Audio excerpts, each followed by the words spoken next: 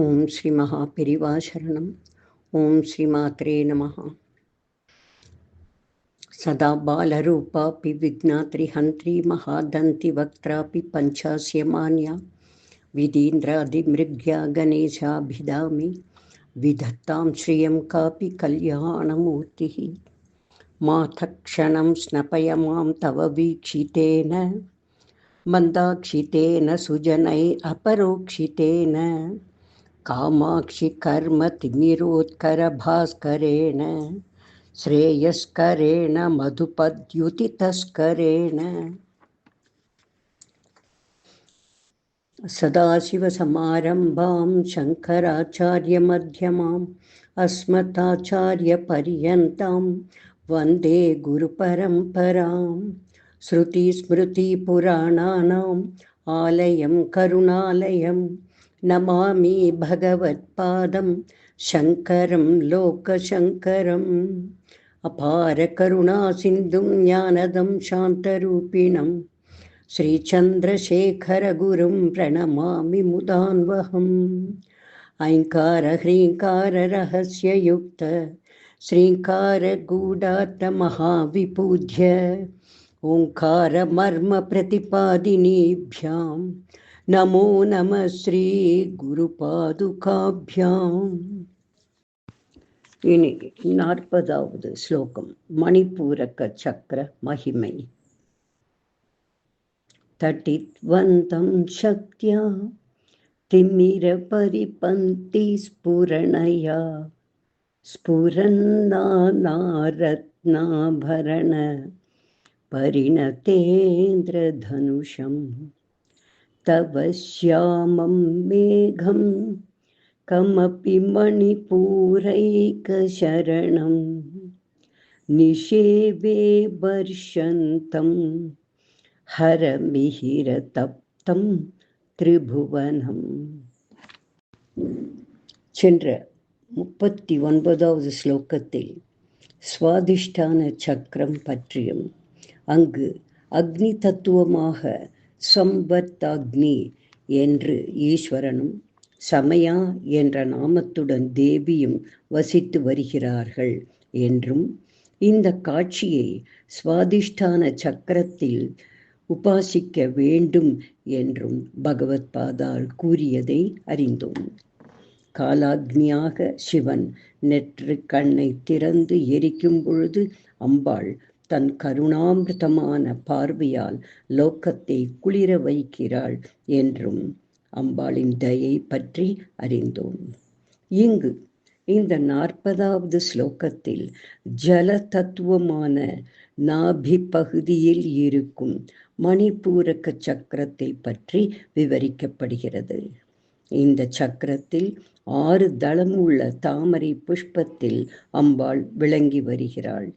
இங்கு அம்பாளை மழை மேகமாகவும் மின்னலாகவும் அதைத் தொடர்ந்து ஏற்படும் வானவில்லாகவும் தியானிக்க வேண்டும் என்கிறார் பகவத் பாதாள். இனி ஸ்லோக வரிகளும் பகவத் பாதாள் அளிக்கும் விளக்கமும் அறியலாம். தடித்வந்தம் சக்தியா திமிர பரிபந்தி ஸ்புரணயா. ஹே பராசக்தி, மின்னலாக இருப்பவளும் அதன் மிக சக்தி வாய்ந்த ஒளியை உடையவளும் ஸ்புரன் நானாரத்ன ஆபரண பரிண ஏந்திர தனுஷம், பிரகாசிக்கின்ற ரத்னங்களால் செய்யப்பட்ட அநேக விதமான ஆபரணங்களை அணிந்து கொண்டிருப்பவளும் இந்திர தனுஷ் என்கிற பலவித வர்ணங்களில் தோன்றும் வானவில்லாகவும் தடித்வந்தம் அதாவது மின்னலாகவும் பிரகாசித்து கொண்டிருப்பவளும் தவ ஷ்யாமம் மேகம் கமபி மணிபூரைக சரணம். கமபி வர்ணிக்க முடியாத சியாமள வர்ணத்தில் மழை பொழியும் மேகமாகவும் தாயே உன்னை மணிப்பூரக சக்கரத்தில் தியானிக்கிறேன். நிஷேவே வர்ஷந்தம் ஹரமிஹிர தப்தம் திரிபுவனம். காலாக்னி ருத்ரனால் தகிக்கப்பட்ட 3 லோகத்தையும் அமிர்த வருஷமாக மழை பொழிந்து குளிரச் செய்யும் உன்னை நிஷேவே வணங்குகிறேன் என்கிறார் என்று கூறுவது இந்த ஸ்லோகம். இப்படி ஜல தத்துவமான மணிப்பூரகத்தில் அம்பாளை மழை மேகமாக, அதில் தோன்றும் பிரகாசமான மின்னலாக, அதன் பின் தோன்றும் பல வர்ணங்களுடன் கூடிய வானவில்லாகவும் மனதில் உருவகப்படுத்தி உபாசகன் அம்பாளை தியானிக்க வேண்டும் என்று பகவத் பாதாள் கூறுகிறார். இப்படி அக்னி தத்துவத்திற்கு பின் நாபி பிரதேசத்தில் ஜல தத்துவமான மணிப்பூரகத்தில் 6 தள தாமரை புஷ்பத்தில் விளங்கி வரும் பராசக்தியின் ஸ்வரூபம் தியானிக்கப்படுகிறது. இந்த ஸ்வரூபத்தை மேகமாக தியானிக்க வேண்டும் என்று ஆச்சாரியால் கூறுகிறார். காலாக்னி ருத்ரனால் 3 லோகமும் தகிக்கப்பட்ட போது தேவியின் ஸ்வரூபமான மேகம் அமிர்த வருஷத்தால் அந்த தகிப்பை தணிக்கிறாள். இப்படி குளிரச் செய்யும் சக்தியுள்ள மகா மேகமாகவும் அதனோடு உண்டாகும் பிரகாசமுள்ள மின்னலாகவும் உபாசகன் அம்பாளை தியானிக்க வேண்டும். ஆகாயத்தில் நாம் பார்க்கும் மேகத்தில் உள்ள மின்னல் ஸ்திரமாக இருக்காது, தெரிந்து மறையும். ஆனால் மணிப்பூரகத்தில் அம்பாள் மின்னலாக ஜொலித்து கொண்டு ஸ்திரமாக எப்பொழுதும் பிரகாசித்து கொண்டிருக்கிறாள். பிறகு அங்கு இந்திரதனுஷாக வளைந்த வானவில் போன்ற உருவத்திலும் அம்பாள் தோன்றுகிறாள். இதன் காரணமாக மணிப்பூரக சக்கரத்தின் இருட்டை நீக்கி அந்த சக்கரத்தை பிரகாசிக்க செய்கிறாள். அம்பாள் அநேக ரத்னங்களால் இழைக்கப்பட்ட ஆபரணங்களால் அலங்கரிக்கப்பட்டவள். தேவியை இடது பாதத்திலிருந்து வலது பாதம் வரை பிரதட்சணமாக பார்த்து கொண்டு வரும்பொழுது தேவியின் ஆபரண சோபையானது வளைவாக காணப்படும். அது இந்திர தனுஷ் போல் வண்ணமயமாக பிரகாசிப்பது போல் இருக்கும். இப்படி ஸ்வர்ணமயமாக ரத்னமயமாக பிரகாசிக்கும் மின்னலை போல் அம்பாளை தியானிப்பவர்களுக்கு அம்பாளின் லக்ஷ்மி கட்டாட்சம் ஏற்படுகிறது. இவ்விதம் ஜல தத்துவமாகிய நாபி பகுதியில் இருக்கும் மணிப்பூரகத்தில் அம்பாளை மழை மேகமாகவும் அதன் மின்னலாகவும் அவளின் ஆபரண சோபையை வளைந்த வானவில்லாக, அதாவது இந்திர தனுஷாகவும் தியானம் செய்கிற புண்ணியவான்களுக்கு அறியாமை நீங்க பெற்று லக்ஷ்மி கட்டாட்சம் அருளப்படுகிறது என்று பலஸ்ருதியில் பகவத் பாதாள் கூறுகிறார். ஓம் தத் சத். இனி 41வது ஸ்லோகம், மூலாதார சக்கரத்தின் மகிமை. தவாதாரே மூலே சகசமயயா லாஸ்ய பரயா நவாத்மானம் மன்யே நவரசமஹாத்தாண்டவநடம் உபாப்யாம் ஏதாப்யாம் உதயவிதின் உத்திச்யதயயா சநாதாப்யாம் ஜக்ஞே ஜனக ஜனனீ மத் ஜகதிதம். சென்ற 40வது ஸ்லோகத்தில் அம்பாள் மணிப்பூரக சக்கரத்தில் ஜல தத்துவமாக, ஜலத்தை பொழியும் மழை மேகமாக, அதன் பொருட்டு உண்டாகும் மின்னலாக, இந்திர தனுசாக விளங்கி உபாசகனின் அஞ்ஞானத்தை விலக்குகிறாள், லக்ஷ்மி கட்டாட்சம் சித்திக்க வைக்கிறாள் என்று பகவத் பாதாள் கூறிய விளக்கத்தை அறிந்தோம். 41வது ஸ்லோகத்தில் முதுகு தண்டுவடத்தின் அடிபாகத்தில் இருக்கும் முதல் சக்கரமாகிய மூலாதாரத்தில் மண் தத்துவமாக, அதாவது பூமி தத்துவமாக அம்பாள் விளங்கி வருகிறாள். இங்கு அம்பாள் ஆனந்த பைரவியாகவும் ஈஸ்வரன் ஆனந்த பைரவராகவும் காட்சி தருகிறார்கள். காலாக்னி ருத்ரனால் சாம்பலாக்கப்பட்ட லோகத்தை மீண்டும் உண்டு பண்ணும் பொருட்டு தாயாராக அம்பாளும் தந்தையாக ஈஸ்வரனும் இருந்து கொண்டு லோகத்தை சிருஷ்டிக்கிறார்கள் என்று கூறுகிறது இந்த 41வது ஸ்லோகம். இனி ஸ்லோக வரிகளும் அதன் அர்த்தங்களும். தவ ஆதாரே மூலே சக சமயா லாஸ்ய பரையா. ஹே தாயி, உன்னுடைய திரிகோண ரூபமான மூலாதார சக்கரத்தில் சமயா என்ற பெயரோடு லாஸ்ய பரையா, அதாவது நாட்டியம் ஆடுவதில் பிரியம் கொண்டவளான உன்னையும். லாஸ்யம் என்பது பெண்கள் ஆடும் நடனத்திற்கு பெயர். தாண்டவம் என்பது ஆண்கள் ஆடும் நாட்டியத்திற்கு பெயர். ஆக இப்படி லாஸ்ய பரையாவாக இருக்கும் அம்பாளையும் நவாத்மானம் மன்யே நவரசமகா தாண்டவ நடம், நவரசங்களை, அதாவது 9 வித உணர்ச்சிகளை அபிநயித்தபடி தாண்டவம் ஆடிக்கொண்டு வரும் பைரவரையும் மன்யே, நான் தியானிக்கிறேன். உபாபியாம் ஏதாபியாம் உதய விதிம் உத்திஜ்ய தயயா. மகாபைரவர் பைரவியின் கருணையால் மறுபடியும் உண்டாக போகிற பிரகாசத்தை உத்தேசித்து சனாதாபியாம் ஜக்ஞே ஜனக ஜனனி மத் ஜகதித்தேன். பரஸ்பரம் சேர்ந்து கொண்டவர்களை தாயாகவும் தந்தையாகவும் இந்த லோகம் வணங்குகிறது. அதாவது இந்த அர்த்தங்கள் கூறுவது, மூலாதார சக்கரத்தில் அம்பாளும் ஈஸ்வரனும் சேர்ந்து நர்த்தனம் செய்து கொண்டு வருகிறார்கள்.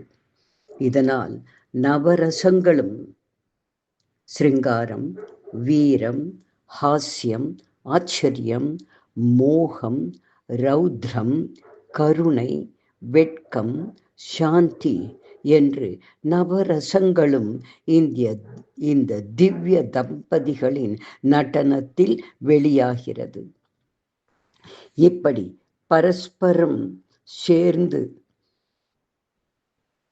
ஆனந்த பைரவியான அம்பாளும் ஆனந்த பைரவரான ஈஸ்வரும் சேர்ந்து நடனமாடுவதினால் காலாக்னி ருத்ரனால் சாம்பலாக்கப்பட்ட லோகத்தை மீண்டும் உண்டு பண்ணுவதற்காக அவர்கள் தாயாகவும் தந்தையாகவும் இருந்து கொண்டு சிருஷ்டிக்கிறார்கள்.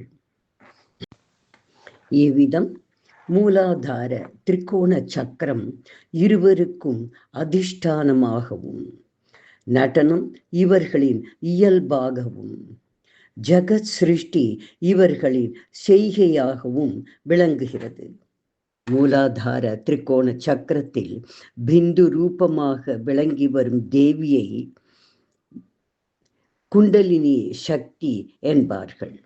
இந்த குண்டலினி சக்தியை உபாசகர்கள் 6 விதமான சக்கரத்தில் எழுப்பி வந்து கடைசியில் சகசிராரம் என்றும் பிரம்மரந்திரம் என்றும் சொல்லப்படும் ஸ்தானத்தை அடைந்து அங்கு காமேஸ்வரன் காமேஸ்வரி என்ற இருவரின் ஸ்வரூபத்தை தரிசனம் செய்து பேரானந்தம் அடைகிறார்.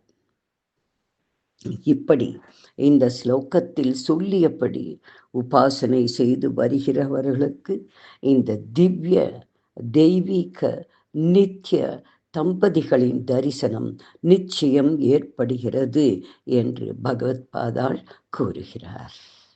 ஓம் தத் சத்து.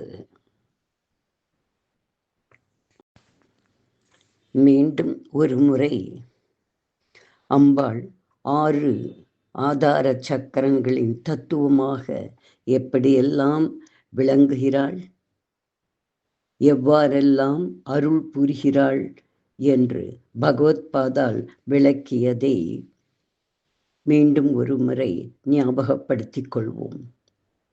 36வது ஸ்லோகத்தில் அம்பாள் ஆக்ஞா சக்கரத்தில் உபாசகனுக்கு ஞானம் பெற அருள் செய்கிறாள் என்றும், 37வது ஸ்லோகத்தில் ஆகாச தத்துவமான விசுத்தி சக்கரத்தில் அம்பாள் ஆனந்த ஜோதியாக பிரகாசித்து கொண்டு உபாசகனுடைய அறியாமை அஞ்ஞான இருட்டை போக்குகிறாள் என்றும், 38வது ஸ்லோகத்தில் வாயு தத்துவமாகிய இதய பகுதியில் உள்ள அநாகத சக்கரத்தில் அம்பாளும் ஈஸ்வரனும் ஹம்ச பட்சிகளாக விளங்கி வருகிறார்கள்.